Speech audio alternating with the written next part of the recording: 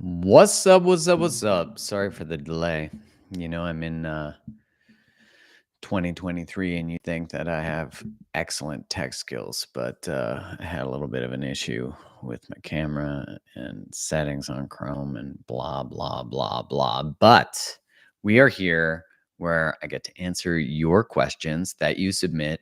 So if you want to submit a question that you have, you go to askmarkgroves.com.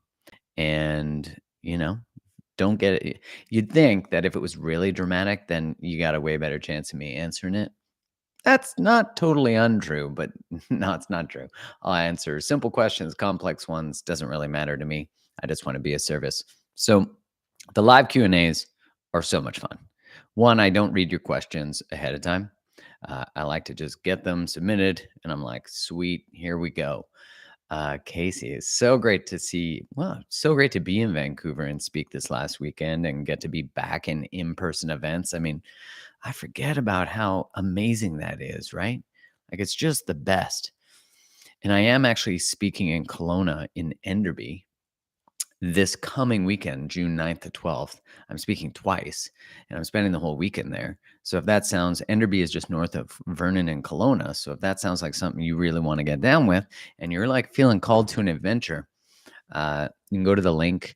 You can go to markgroves.com and then my events, or you can just go to Kevin Preston on Instagram. It's also on the link in my bio on Instagram. And I'll make sure that I share it in my stories just so you can find it easily. So I'm doing that. And then I'm actually also going to be in Vegas speaking on the 17th at a wellness and music festival, which, hell yeah. I am thinking about doing like a weekend dating event that would be pretty intimate in that like teaching dating 101 workshop where I just coach people. And I'm thinking about doing that in San Diego. So I'm not sure about LA, Desmoon 3. All right. You ready to do this? We might as well get into it. We'll get into it, and then in the chat, if you have thoughts, feelings, questions, we'll get into that too. All right. First question. I've been in a relationship for about 8 months now, and my boyfriend is obsessed with knowing my past, my partners, dates I've been on, sex life, the number of people I've been with. It's driving me away and ruining our relationship. Do these things really matter? And are they his business to know if I don't want to talk about absolutely everything? He says if I leave things out, I'm keeping things from him and lying to him. Whew, that's quite a setup, right? So now you have to tell him all the times you got a finger in your butt or did whatever, because if you don't, you're not being honest with him, that you're lying. Listen, usually we get obsessed with other people's past, one, when we haven't actually reconciled our own, and where we also have inherent judgments about sex, sexuality, adventure, curiosity. So obviously it's if your partner changed anything in their dating history before they met you, they wouldn't have met you. They possibly wouldn't have met you. They wouldn't have become the person that you're in a relationship with had they not had all the dating and relational experiences that they had. Now, I think men get more caught up in sexual history for sure, but that's not to say that that doesn't happen for women too. But it is because we've moralized that as well. Like we've moralized that if you've slept with more than a certain number of people, you're da da da da.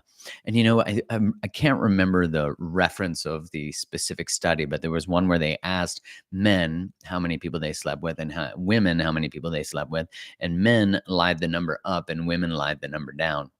And so that just tells you right there, culturally, how we feel about the number of partners someone has, and because there is a moralization of that. Now, when you're in a relationship and someone keeps asking you about your past, it's generally because they're not secure. So something within them maybe is afraid that someone in your past was more sexually good, sexually, a better performer, satisfied you more. So there's an insecurity there. There's also that there is a judgment. Like if you've been with this many people, I can't be with you. So how do you have this conversation, right? Because one person's grilling you. It's like you're in an interrogation room and they're asking you, how many people you've been with? Tell me about that time. Did he kiss your neck? Did he do this? Did she? Oh, tell me all the details. They actually don't have the right to all the details because it doesn't serve anybody. Like knowing any of that doesn't make anyone feel better unless you get off from hearing about your partner hooking up with people, which is an actual thing. But when that's not the case, no one benefits from this conversation. What I would want to know, and that can be a little challenging for someone who's really triggered and jealous by past, is what I would want to know is what ultimately are you trying to find out? Like, what is the fear that you have that is actually sourcing the information? Because no matter how much information you get, it's not gonna actually resolve that fear. I think it's Chris Rock who says, like, "Why are you asking? Why are you asking?" She could say the number's 2, and you'd be like, "Damn, I guess that's just how you was raised," because there's no number other than 0, and then even some people would judge 0 that's gonna satisfy you. So it will push people away because it's an insecurity and it starts to what it is leaking into. Because in this question, it says, he says, if I leave things out, I'm keeping things from him and lying to him. So he's also trying to maintain a bit of control with this. He's trying to manipulate through using shame and blame. Like you're keeping things from me, so you're lying to me. He's gonna destroy the relationship if you don't resolve what is the underlying insecurity, and actually you have some boundaries about what you share. So what I would recommend, one would be great if you could see a coach or a therapist and you can afford one to navigate that conversation, because it often takes an outside person to be able to say to the more triggered, jealous person, like, actually, you are violating their boundaries. You are trying to get information that you actually don't have the right to, and then you're using shame when you don't get the information you want. So what I would recommend is saying, listen, I hear you that you have questions about my past. I personally don't see how that serves us and what we're creating. What I'd like to understand is ultimately information, like, what are you going to do with the information? Like, how does it benefit you? And what you'll likely see is at the base of it is an insecurity. But also what you need to stand in is the boundary. That actually doesn't work for me. I'm actually not going to share with you that. And that's not lying. I have a boundary. There's no reason for you to know any of this. I don't want to know any of it about you because it's not relevant to today. So that might cause triggering. It likely will, but you have to have a boundary about it. And what will that do? Well, it will destabilize the relationship. But all boundaries ultimately destabilize the way the system currently runs. So whenever you bring in a boundary with family, with parents, with friends, with work, with romantic partners, you are destabilizing the system. You are saying this system used to operate with me complying and people pleasing and getting small to accommodate your need for control, your need for whatever. And so now that I stand up, because you have one person who's standing over and the other person who's lowering themselves, if we're thinking about it sort of from an imagery perspective, and the other person goes like this, that's the boundary, standing in their sovereign self, and the other person go, oh shit, I'm not looking down on them anymore. That's how I maintain power. And ultimately we get small for a way to maintain control. It's a fawning response, a people pleasing response. But ultimately, we do that. It is, you know, also a way of maintaining control. It's just more passive. We're trying to maintain safety. So is the person who's controlling and manipulative. So this standing up and having a boundary forces them to stand up too. And so now you're changing the energy of the relationship. If you change the way you orient to your family, your whole family has to change, which is wild to think about, right? Like if my role in the family was to be a people pleaser or to be the black sheep, because that's also a role we can take, the rebel, then all of a sudden, when I change the way I orient, the whole family system changes. Most families are structured around not telling the truth. So everyone takes on these different roles so that no one focuses on the big fucking elephant in the room in the middle. And so when you shift, I'm no longer going to talk about this stuff. I'm no longer open to that, but I'm open to you. I'm really curious about creating a relationship with you and a future with you and a now with you. That's what I'm invested in. I'm not invested in talking about someone putting a finger in my butt from the past. That's not interesting to me. What I want to do is talk about your finger in my butt, the future, something like that. And what it does is it changes the system, and he or your partner, if this is a different circumstance for you, they have to change how they orient to connection, and both are experiencing healing. Hello, everybody in the chat. Hello, everyone who's here live. So happy that you joined. That was question 1, which this is all going to be saved so you can go back. Question 2. From a man, Pablo, who I know, he's great. He said, "Congrats on being a dad. My son just turned 11 weeks just yesterday. So it's been a wild ride." And Pablo's question is, what has your son taught you so far about love? Ooh, that's a good question. One thing that there's a few things that I wanted to share eventually on a podcast. So I might as well share them on this, and then we'll turn this into a podcast. Uh, and the first part was that our midwife said to us that a mother is a mother the moment she carries the child. A father doesn't really feel what it means to become a father till he holds the child. And that was really true for me. I saw the experience that Kai was having with connection with Jasper. And I had envy for that, that she was rubbing her tummy all the time. And there was all of that, but like a positive form of envy. But I couldn't connect on the same level to it because I don't have the baby inside me. But when I held him, there was like the birth of that relationship. And so that really resonated with me. The other thing that I found really interesting, and this actually occurred when we got our dog. When I got Carl, Kai and I weren't together. But when I got him, all of a sudden I was responsible for a being. And I remember I could feel a form of resentment because there was an old life I was so used to that was all about me in a lot of ways, but not in a bad way. But I could pick up and travel, I could pick up and do things.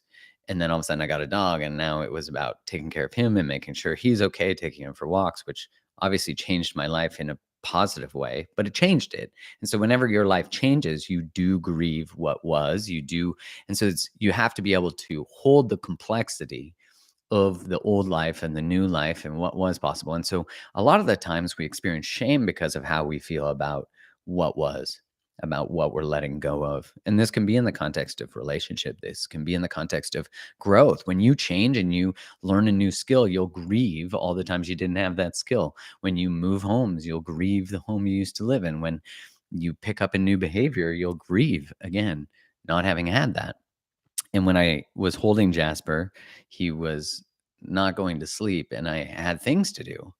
And I was thinking, like, he's not going to sleep, and I have all these things to do, and I'm like resenting him. I'm conscious of this, that he's not going to sleep and accommodating my schedule. And I was laughing as I was observing this within myself, seeing that uh, it was okay. Like, it was okay that this complex situation was happening inside of me, and that I needed to welcome in that life was about him now and not work and not things. So he's taught me a lot. I mean, gosh, they say that every step of your child's development, whatever you get limited or triggered by, is often a place where you experience that in your relationship to your parents. And so that's just been neat to explore, especially as, I have a nephew who's almost a toddler. He's almost 2. And fascinating to watch how I want him to do things right versus not, versus, even though I don't put that on him, I just watch myself wanting him to get it right and realizing there is no right and wrong. And that's actually the projected thing that we pass down to our children, that we pass down to next generations, is there's a right way and a wrong way. And I'm not talking about like values and right ways to treat people, but I mean like right way to play a game, right way to do something, to win, to do whatever. So he's taught me a lot, man. He's taught me a lot about unconditional love and being a space for a child and being regulated and also from a relational perspective, feeling emotionally depleted and then being more reactive. And so, man, really digging deep in the work to maintain the connection with Kylie while also observing my relationship with Jasper, which has been really cool. Thanks for asking that question, Pablo. All right. Question number 3. Thank you so much for all the great content you put out. You are welcome. We recently had to put our dog of 16 and a half years down. Ooh, man, that's a good dog life. My partner and I beyond heartbroken. Our dog was a wonderful companion to both of us. Relationships with our pets are different than with humans, and most of us experience profound grief when one of our animals has to leave our side. Could you speak to grief and grieving and coping when we are experiencing this particular type of loss? Um, our animals are so special to us, and we know this day in every pet owner's life eventually comes, but we're never prepared for the emptiness that emerges when the piece of the puzzle no longer exists. Thank you so much. Oh my God, the loss of an animal. Whew. In some ways, I find that the loss of an animal is, I don't want to say more difficult than the loss of a human, but different because our dogs, our cats, I don't have a cat, but I have had an outdoor cat historically. What they teach us is just unconditional love. Like your dog unconditionally loves you, and they have very short memories. They don't hold blame. They forgive quickly.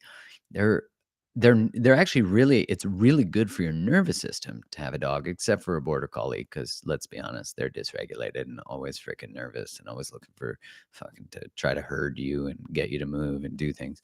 Um, but in general, they're really good for your nervous system because they regulate you know? And when we experience the grief of the loss, especially frickin' animals, 16 and a half years, you got to think a large portion of your life you had with this animal, and our relationships with the animals tend to end due to the death of the animal, not because we break up, which is very different. And there is a till death do us part. I mean, that might be the only time that I think that vow is actually applicable. And that grief that we have, I mean, I don't think there's any secret to it, to be honest. I don't think, I think navigating grief is the greatest work. And I was listening, there's a lecture from Ram Dass where he talks about a couple whose daughter has died, their young daughter. And he said that he wrote them a letter and he said, there's really nothing I can say that will make anything better. And he said, a part of you has died. And the part of you that has died along with your daughter is the part of you who couldn't hold what you're being asked to hold. And I think about that line a lot when I experience grief and loss is that not only is there the loss, but there's also the loss of the part of yourself. And it has to die to make space for these things. And look, not everybody is interested in exploring the depths of the human emotional experience. I personally think that grief is probably one of the most potent gateways to access your soul, to access the totality of yourself. What usually lives where grief is in that space of darkness, which I am interviewing Francis Weller again next Monday. But if you haven't heard the podcast episode I did with Francis Weller, it's absolutely amazing. And and he talks about going into the darkness. Like think about all the beautiful things, your heart beats in the dark. He talks about how the soul dwells on the edges of darkness. And I really think that my experiences of grief and loss and relational challenges and passings of dogs, of all the things, they have just brought me so much more connected to myself, but also connected to all of the emotions that come in this experience. And I think because our culture is so addicted to feeling good all the time, and that means there's something right with you. And if you have sad feelings or you're depressed or anything like that, then there's something wrong with you. Then we tend to shy away from being with all the feelings.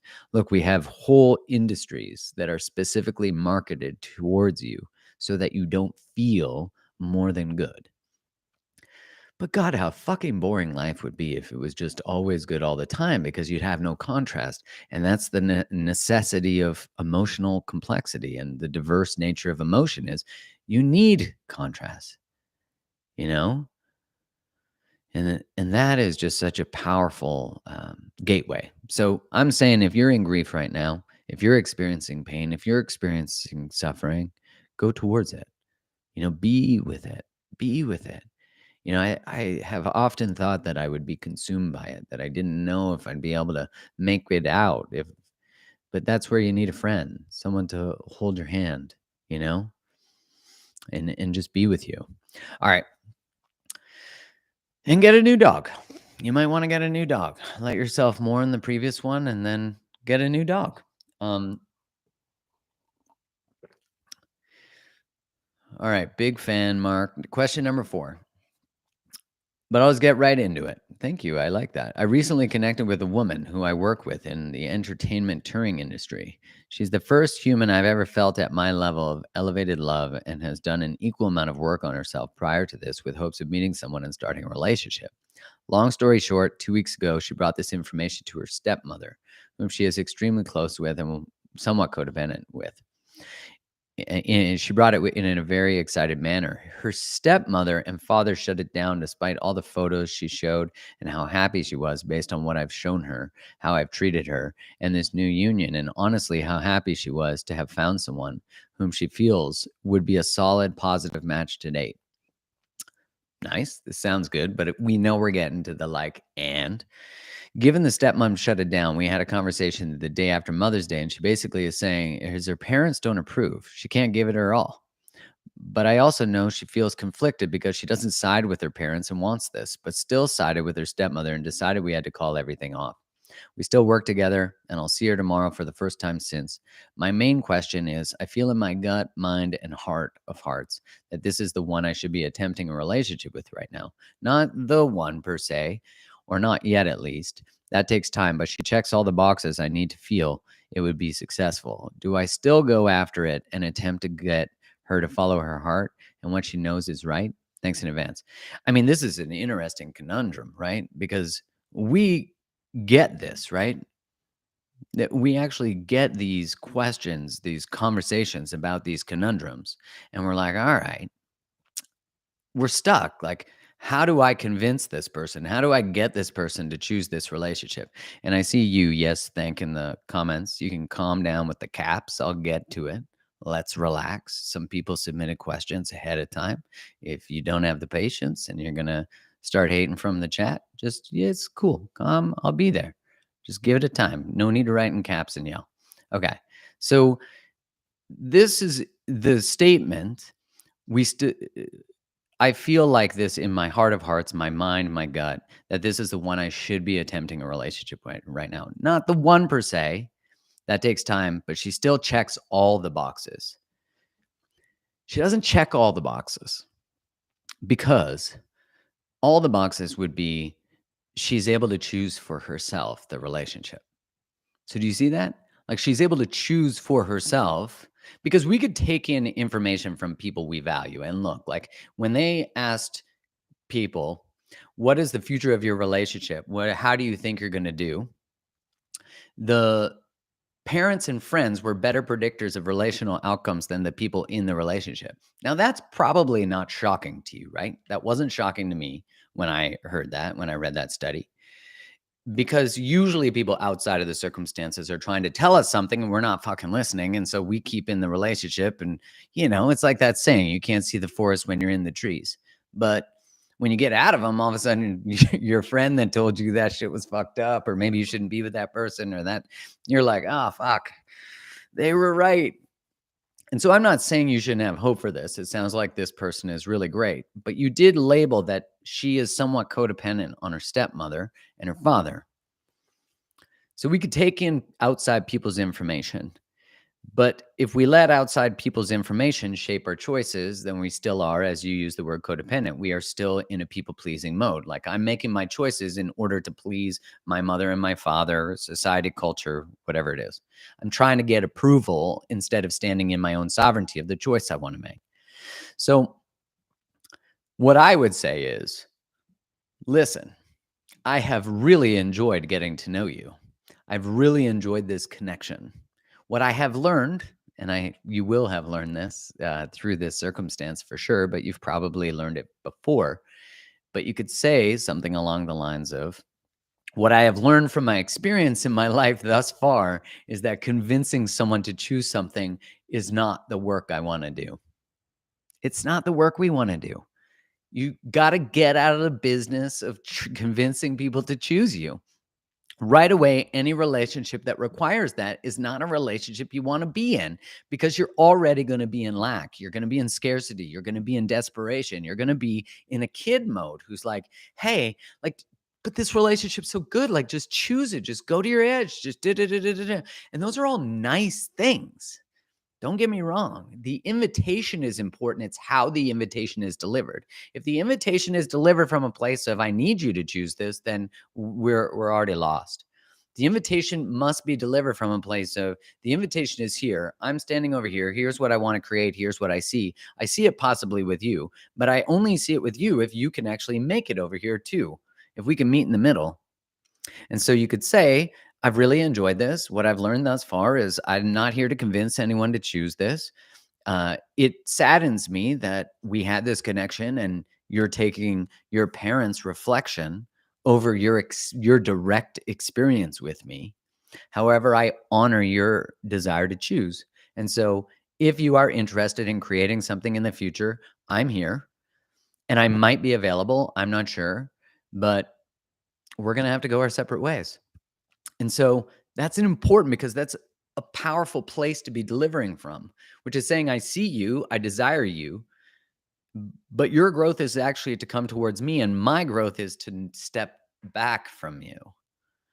Oh man, that's usually the pattern that we see relationally. One person wants to leap towards and chase, and the other person, withdraws, right? Anxious, avoidant. We have all these words for it. Empath.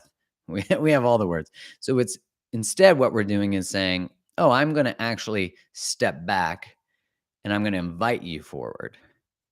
Now, the reason they're back is because of the parents giving their opinion, and other people, we end up back because we're afraid of being hurt, right? If I step closer, I'm going to get hurt. If I come towards intimacy, I'm going to get hurt. So with this one, it's like the parents are here, the approval's here, still not able to choose for sovereign self, and so we have to honor that. And the only way for that other person's healing is for us to step into healing. That's true always in relationship. The only way for the other person to heal is for us to heal. So if our pattern is to chase, we stop chasing. If our pattern is to run, we stop running. And if we stop running, then we allow the other person who chases to calm down and move back. Both people have to step out of their familiar patterns in order to change their relationships. Listen, all your relationship patterns are invitations for you to be liberated. Alan Watts says that to awaken is to wake up from the hypnosis. And that's what relationships do, is they awaken you from the hypnosis of the automated response of how you act in conflict, of who you choose, of who you are, all these things. So that you can remember what is at the essence of you, what love truly is. And love isn't just unconditional in the sense that you just tolerate any kind of bullshit. Love is unconditional in the sense that it's always present, but it's not always available. You're not always available to everybody. So this is a great question. And what's in the future after you make a choice like that is a relationship with someone who will step towards you. And because what you'll need in a long-term relationship is you will need someone who can choose for themselves. So till someone can choose for themselves, they really can't be in a relationship with another, because they're still tethered to a relationship to another person. It's in No More Mr. Nice Guy, Robert Glover says, if the man you're in relationship with is enmeshed with his mother, then there's no space for a monogamous relationship with you, because he's got a primary monogamous relationship with his mother. And that's true of all enmeshed relationships, in all enmeshed couples. So, all right. Now, Yelly Talker in the chat. Let's get to this. Why do people talk over you without fully listening? Which I do appreciate the irony that you're in caps in a chat room talking over people. People talk over people without fully listening. And a lot of people do this. I've done this where you're thinking about as they're talking about what the answer is you already want to give without listening fully to what they're saying. Fascinating, right?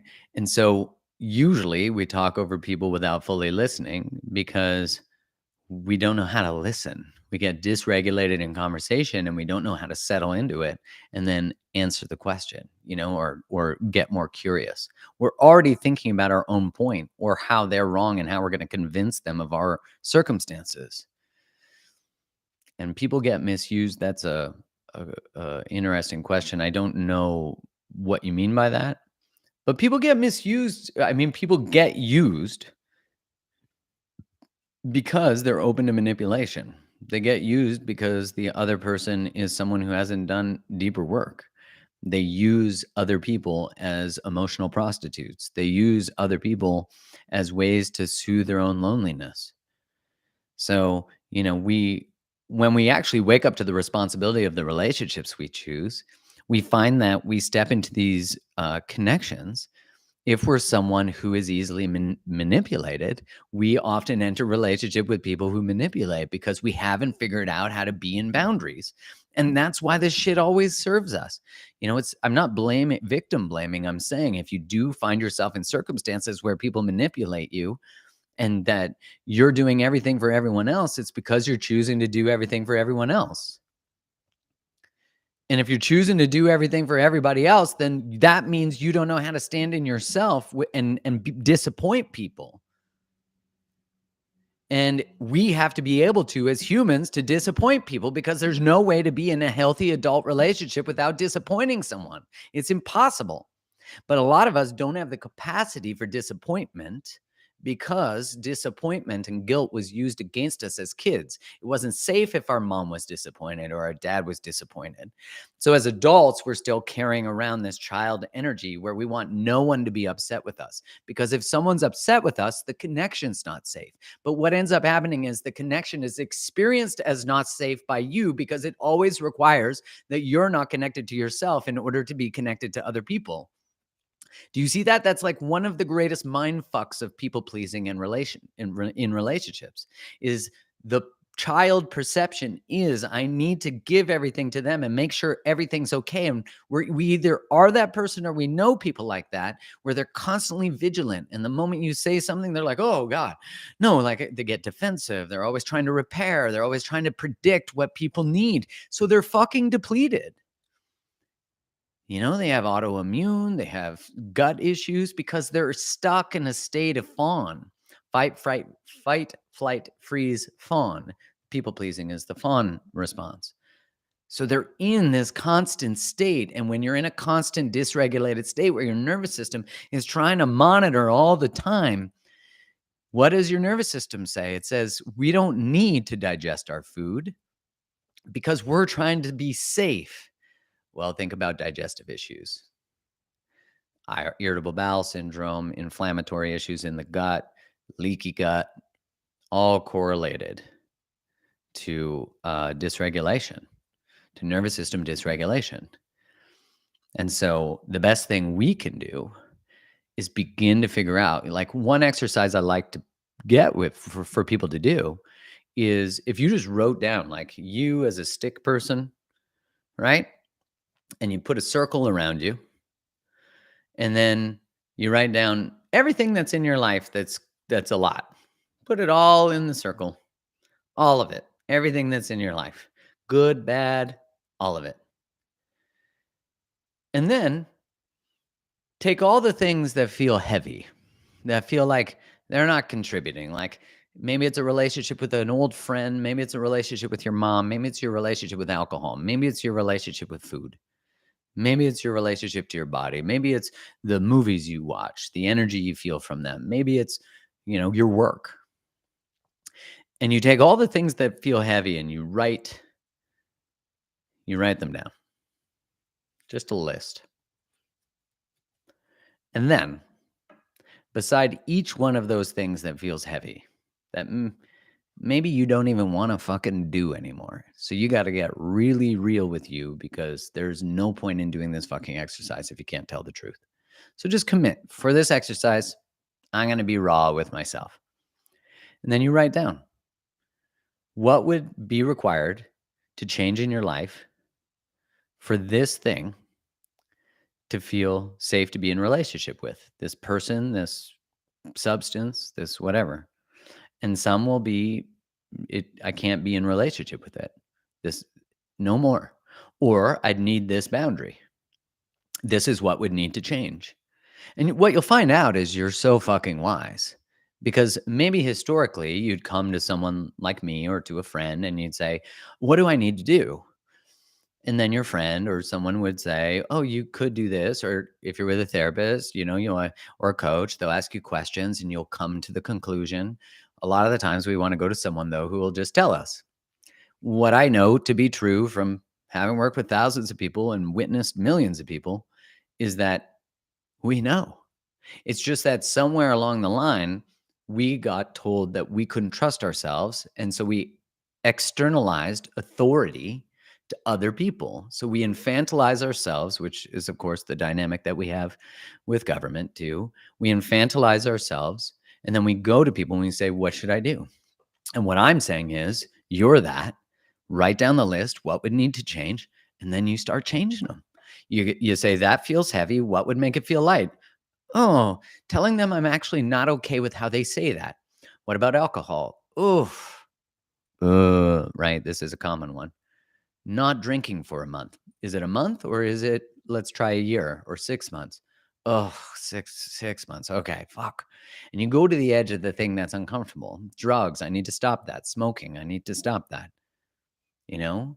Because what's happening is you're following the intuitive hits of how you clean up your wholeness, how you get rid of the things that are distracting you from who you are, from the message, from the authority, from you, and you clean it up. And then what you find is that circle that you're drawing around yourself, and this is recorded if you want to watch the whole exercise, is that circle that you draw around yourself, that's your wholeness. And so the things that are in the circle bring you life, and the things that aren't are out. And if they want to come in the circle, you now have rules. I have a quote that is relatively famous is probably the wrong word, but like when it has been viral for a long time. And it's boundaries, walls keep people out, and boundaries teach people where the door is. That's what they do is they say, if you want to come into my life, here's the rules. If you don't, here's the door. Now, most of us, because there's a great quote, I don't know who wrote it, but it says like, but don't block the fucking door. Like, get out of the fucking door. And most of us leave people in the door. We're like, like I can stay friends with my ex. That's no problem. We share a cat. Like, we have to talk about the cat. And like, sometimes I take turns feeding it and they do. No, no, listen, you can't do this with kids, but with a cat or a dog, stop sharing them. All right. I see a question here. Can you explain how victim mentality is a form of narcissism? It's a mind F because it's not the obvious type of red flag. Well, listen, victim mentality right away to me is a very orange flag, just like overt arrogance is. And the reason it is, well, there is a term of narcissism called vulnerable narcissism. Um, but the reason that victim mentality is so, it kind of like hits you in the gut if you've ever been manipulated by a codependent, people pleasing parent or like friend or someone like that, is you'll sense it. It's in your gut. You can sense when they're giving their power away, but actually sourcing power. So you can feel the hook trying to get into you. And this is what happens with a lot of avoidant people. Is avoidant people have an unconscious sense that someone's trying to emotionally hook into them. So they distance from people because they haven't learned how to be with the energetic hook, how to have a boundary with it, how to say, listen. They don't know how generally to be in a relationship with another person where they don't become emotionally responsible for the other person. Is why you'll often hear an avoidant person say something like, and when I say avoidant person, I mean someone who's prone to avoidance. Everyone at their basis has the ability to be secure. But what you'll hear them say is, I don't want to hurt you. Things like that, because they don't want to take responsibility for other people's feelings because they don't know how to allow someone to be hurt and them still be themselves, which is a lot of people, right? It's hard to be with that. It's hard to have other people experience pain and recognize that your choice is actually causing that pain on some level. But when we try to save people from that pain, we're actually saying, I know better for them what they actually can hold and what they're capable of. As opposed, and so we rob them because of our own inability to be with the value of the feeling. We rob them of the experience of the feeling that would actually allow them to grow and change. It's again another mind fuck. So the reason that victim mentality can feel really is because it is a very underhanded way of manipulating. I did an Instagram video not long ago, a reel, where I said that people pleasing, like nice guys, finish last because nice guys underneath their kind behavior is actually a form of manipulation. Now, it caused a lot of ruckus, that reel, because people said, well, it's the fawn response. Like, you can't shame the fawn response. And here's the thing I'll say to that, which is a behavior as an adult can be toxic that was based on survival as a child. So we would know that if someone is angry and controlling as an adult, we'd instantly say that that person has a toxic behavior, right? That's simple. It's explicit. It's obvious. Now, if we showed you the 5-year-old who learned that behavior in order to survive, we'd now have context and compassion for why they are like that. Now, compassion doesn't mean tolerance. So we would still say, listen, I can be in a relationship with you, but here's the standards and what I'm committed to, and I'm not going to tolerate that behavior. Now let's look at people pleasing. Because one, remember, fawning, the other, the aggression, the control, fight, right? So the fawn response, which is the people pleasing, the collapsing, the wanting to maintain a safe environment. If we showed the child who got bullied, who had a hard environment, who was taking care of, let's say, an addict parent, or had, whatever, an emotionally disruptive parent, we would have context and we'd have compassion. And as adults, we still have compassion for them. But why do we not hold, and I've been this person, why do we not hold them to the same level of accountability? Right. And we should.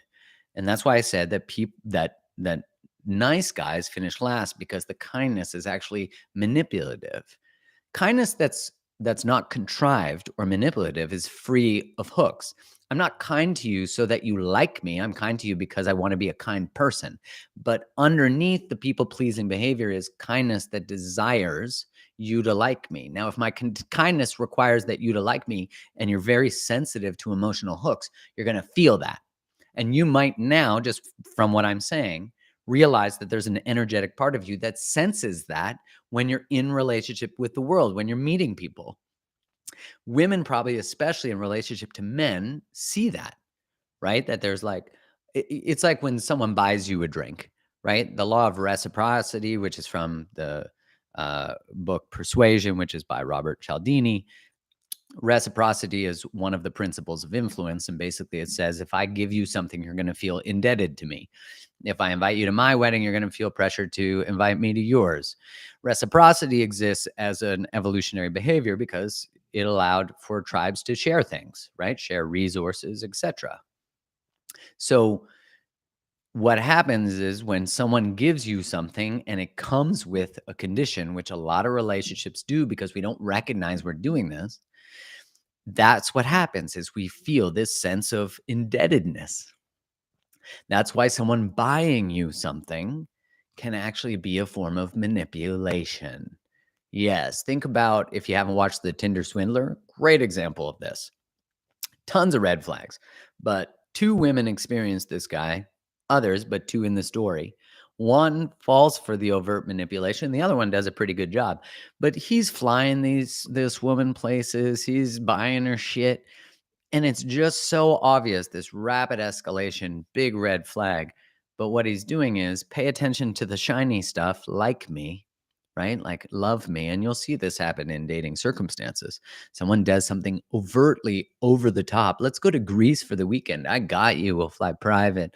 I mean, I don't know where these people are. I'd like them to fly me private to Greece, but I know a lot of people who meet these people and then they're like, oh, and they get caught up in all the, whoa. But underneath that is an insecure little boy who's trying to control, women and try to get them to like him. And so it comes with a hook. As soon as they don't choose them, they get emotionally reactive and, on we go. So sorry, in the chat, I see depleted versus inflamed energy.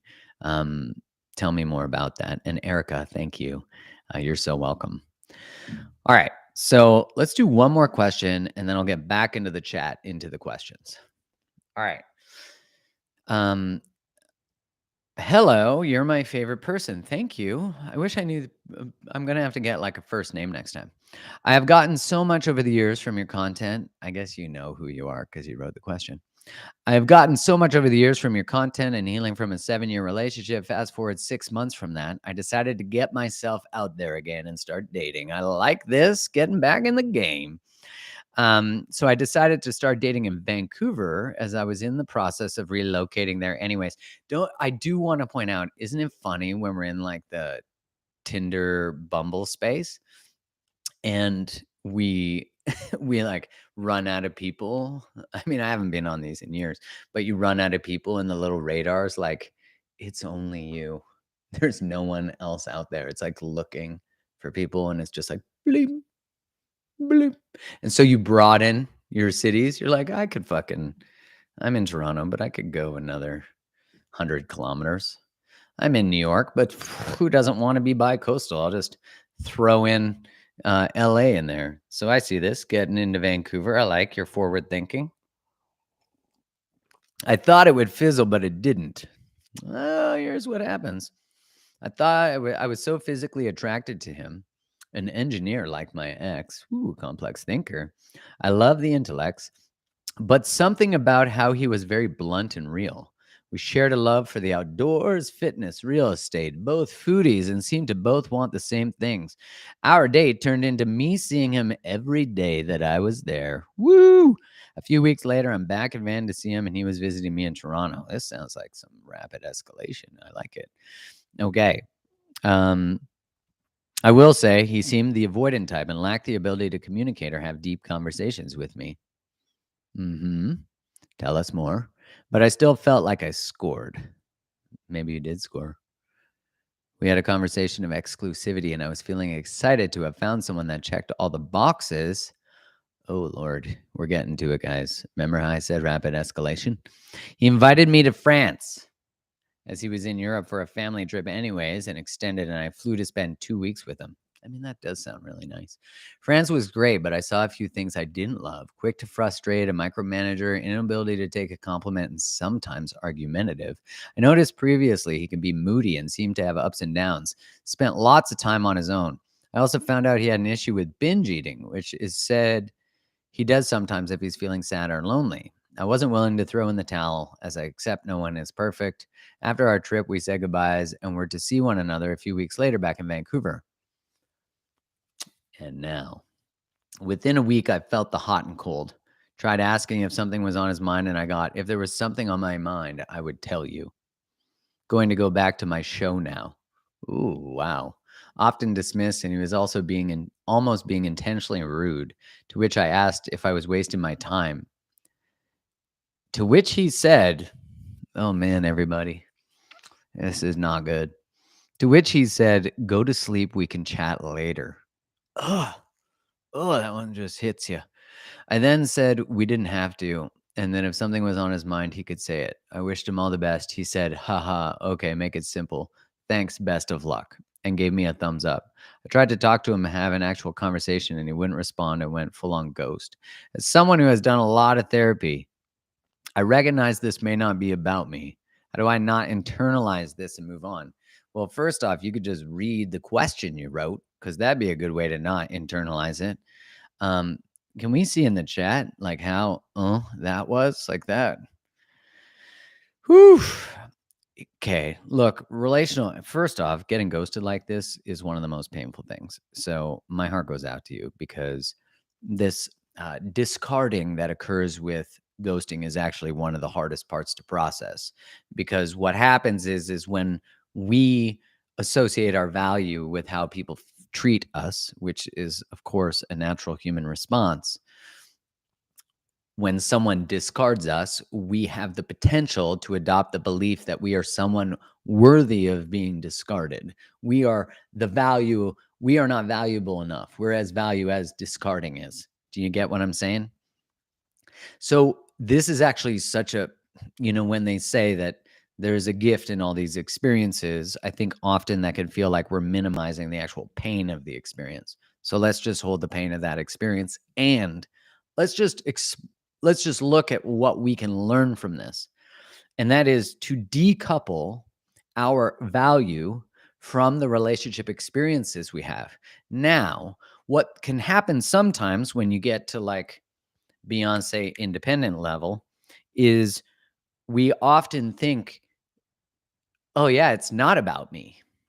But sometimes it is about us, right? Like we, I'm sure, have been in relationship with other people where we're like, if they said it wasn't about me, it was all them, we'd be like, okay, buddy. So this is where we have to okay, buddy ourselves, where we go, how did I contribute to this? Now, if we've tolerated someone who is, and we've seen these orange red flags, which I think we often do looking back, especially when a behavior like ghosting shows up, it sometimes comes out of nowhere, but it almost always comes from somewhere. And if we look back, we can see the little red flag slash fucking carnival that existed prior. So, what I would say is a few things. One, I'd go, all right, I got to this place where this guy ghosted me. I know that I fucking showed up. I know that I showed up at fully the best I could at the time. This isn't about me. This is about his inability to be with hard conversations. Because ultimately, ghosting is the lack of capacity to be with the complex feelings that exist in relationship, right? If we want to leave a relationship and we ghost someone, it's because we don't know how to be with rejection ourselves. So we don't want to be in the presence of rejection with someone else. So we don't know how to do that. So instead, we just cut off or we treat them in a way that pushes them away and says all the things we're afraid of saying, anyways. So this is why I always say that all the conversations you don't want to have, you're actually having. You're just not having them explicitly. So you might as well just have them fucking explicitly and be an adult and take responsibility for your life.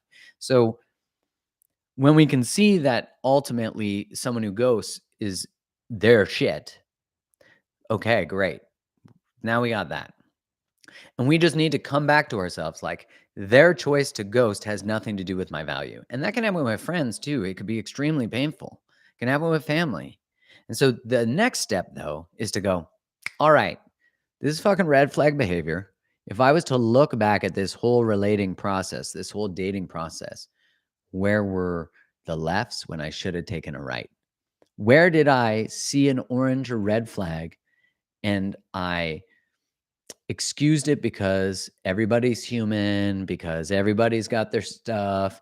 But in my body, there was a sense. This is how we build fucking deadly wisdom.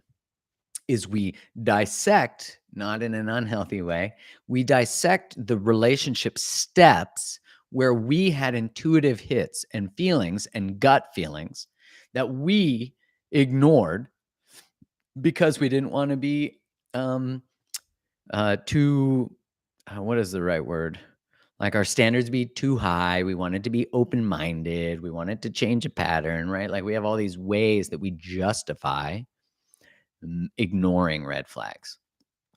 Now, sometimes we ignore red flags because we grew up in a house filled with red flags. And so just to survive, you had to learn to ignore red flags. And then you get into the dating world and your radar shut off because you had to shut it off.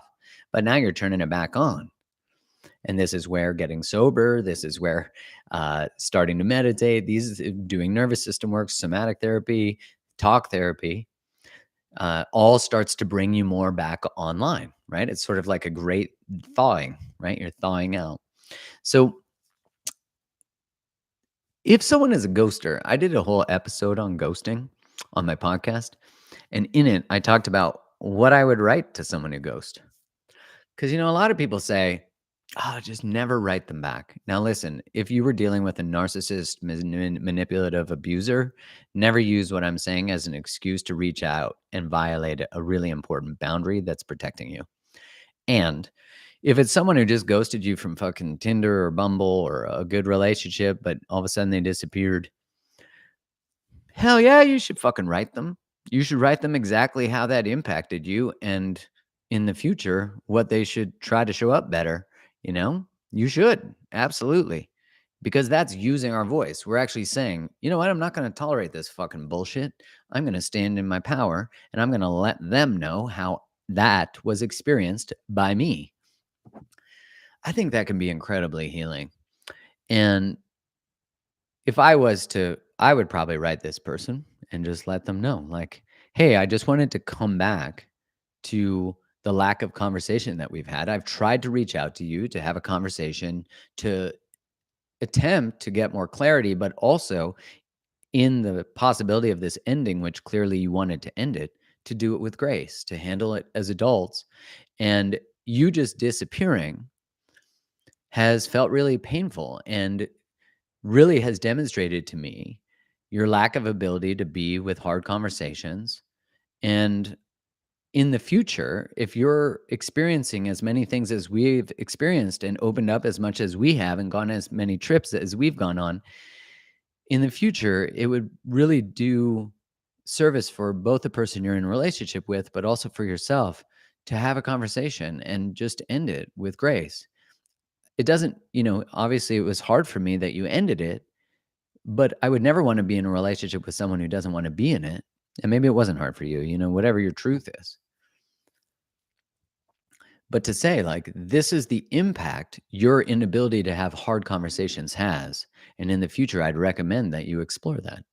You know, you don't have to do that. But I think when we start to share with people how they're experienced, I've had, when I was younger, I had women I dated share things like that. And it wasn't until years later that it just clicked. And it clicked because they said it to me. And then years later, the puzzle went together. And I was like, oh my God, like they gave me the gift of that. Wow. And I missed the gift. I wasn't ready or available for the gift yet. So there's a lot, there's a saying that I like that I heard Alex Hermosi say. And he said, if you know something and you don't do something with it, then you haven't learned anything. Think about how many fucking things you know that you're not doing anything with that is actually sourcing your anxiety, sourcing depression, sourcing your need for addiction, sourcing binge eating, whatever it is. Because your wisdom is sitting, the knowledge you have is sitting there waiting for you to implement it. And you're trying to pretend you don't know. And so, in the effort to try to pretend you don't know, you need to do things that numb the knowing. But if you implemented the knowing, your life would fucking change. And we can be really afraid of our life changing because it can hurt people and it can disrupt our lives. It can cause us to step into the unknown. And we often would rather a familiar pain than a painful space of unfamiliarity. So, this is my invitation to you to step into your Yoda esque nature and to become everything that is available to you. And every friction that you have in your life is going to invite you to do that. So, this experience of getting ghosted, I wrote a thing years ago that said, someone ghosting you is the universe saving you from mediocrity. And that's not to minimize the experience of ghosting, but to say, like, if you're tolerating someone who is ghosting you and they ghost you, good fucking riddance. Because when it actually comes down to the challenging moments of life, you need somebody who's not going to ghost in them. You need someone who's going to roll up their sleeves and get into the conversation and not going to try to protect you from feelings that are important. And I have to say this all the time because I think it's so relevant to our lives, which is we try to save people from feelings we don't know the value of. So if I try to save someone from rejection because I ghost, as I said, it's because I don't know the value myself of the experience of rejection. But when you've been through rejection, whether it's delivered with grace or not, and you use it as a vehicle for your own growth and change, you're not going to try to save anybody from it because you're going to be like, that rejection changed my fucking life. I became badass because of that rejection. It was the moment that everything changed. It's the moment I learned boundaries. It's the moment I learned to use my voice. And then you realize that when you say to someone, hey, look, I've really enjoyed getting to know you. However, this doesn't feel like a fit for me. I wish you nothing but the best in the future. And if you've been on a number of dates with them, you've dated them for a bit, you could say, like, I really am open to having a conversation if you have any questions, thoughts, feelings, and how this has impacted you. I'm here for that. So I hope that's helpful. I'm going to answer one question, which is from Michelle in the chat. And Rachel, thank you so much. I see you in there.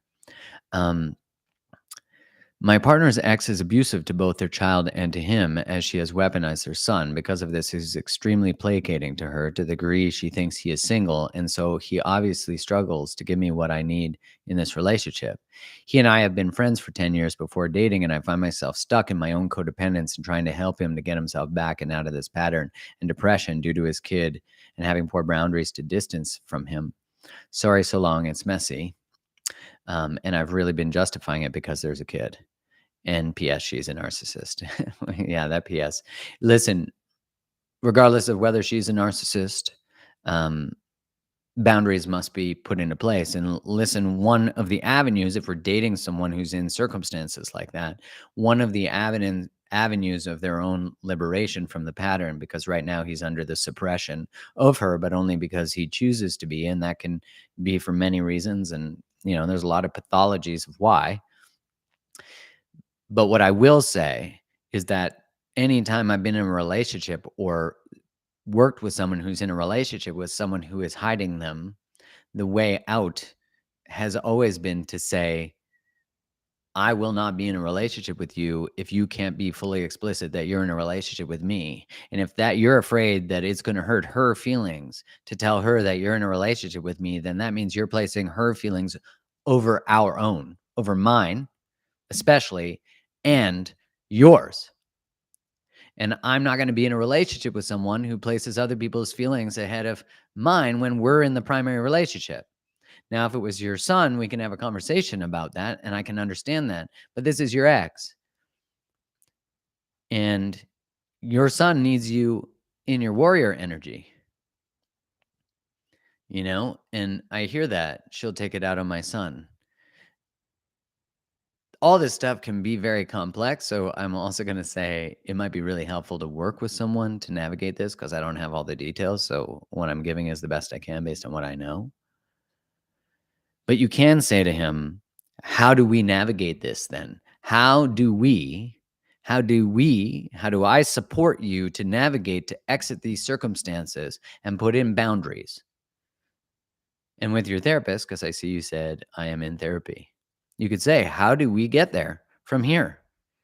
I want to put in the tools that at least free me from this pattern because I don't want to be in a relationship with someone who's under the thumb of someone else and can't stand in his power because he's choosing to let her take it for whatever reason. Again, I'm not minimizing the reason he's choosing. It's a powerful reason, but that also is what keeps us small, right? Think about how many people stay in a relationship with someone because they threaten something. And those threats are real, right? But at the end of the day, that power and control they gain from that is instantly gone the moment we say, I'm not going to play your game anymore. And you don't want to play the game in periphery because you're suffering. So you say, how do I support you and liberate me? Those are powerful questions. How do I support you and liberate me? And if that's not possible to do both, I'm going to choose me. So Michelle, you got to ask, what would choosing yourself be? How do you step out of the pattern? Because you're now becoming an auxiliary of codependency, right? An auxiliary of suffering. And so this might require every asset that, or every resource that he has, but he has to end the pattern with her, in some way. And you can ask, how can I support you in that? But I no longer want to play small in order to accommodate her. Like, we have to stand up to her, or you do, and I can help support that. So I hope that's helpful. So with all that said, my friends, it has been absolutely wonderful. I'm going to be getting on live again next week. So make sure you hit the subscribe button. If you want to ask questions, in the notes, there's askmarkgroves.com. You could check that out. I mentioned a number of podcast episodes. If you're interested in the nervous system and attachment, there's one from Sarah Baldwin on both of those things, and it's powerful. It's so good. There's another one that I mentioned with Francis Weller on grief and going into the darkness. That's exceptional. And I think I mentioned another one. The Space Between is one that everyone loves that I recorded. So make sure you check that one out.